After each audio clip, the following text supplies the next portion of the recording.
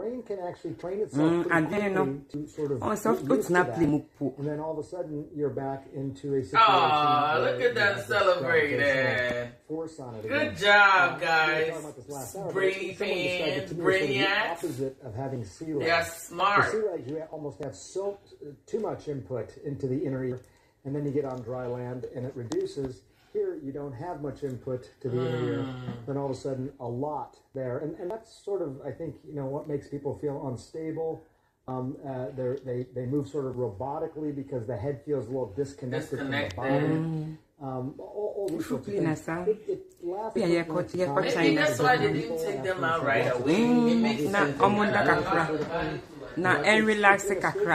And that's the sort of thing that you're seeing as they get off the craft. Also, again, these fluid shifts, not to be minimized. You have a lot of fluid shifts when you're in space. All of a sudden, you got gravity back on your body. You may have low blood pressure. Your heart rates may change. So the cardiovascular sort of assessment of people, all of that's probably happening. Now, maybe some of that happened on the craft itself, but that's the triage, I think, what they're talking about. I mean, honestly, I never want to be sitting next to a person who's having a fluid shift. I mean, it doesn't sound good. It doesn't sound good. Especially 3 others on a moving boat in rough water. No, thank you. Jeanette, did you have these fluid shifts? Oh, yes, we did. Coming out? You have your Emesis bag nearby, just in case. Okay.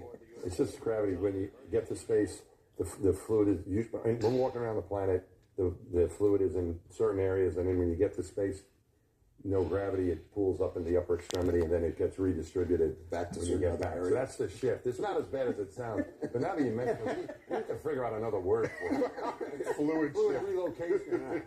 Or maybe it sounds like a 70s Dutch band. I don't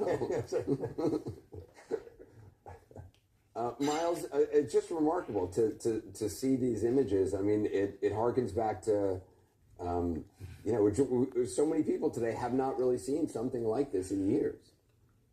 No, it is a flashback for those of us who witnessed those days. And, it's an updated version of the Apollo capsule, but in many respects, it is kind of back to the future. It's worth pointing out, the shuttle era, the shuttle itself was an inherently dangerous vehicle without any appreciable crew escape on the ride to space. And this vehicle, from the moment they left the launch pad all the way to space and then some, they had a viable way of pulling an ejection lever and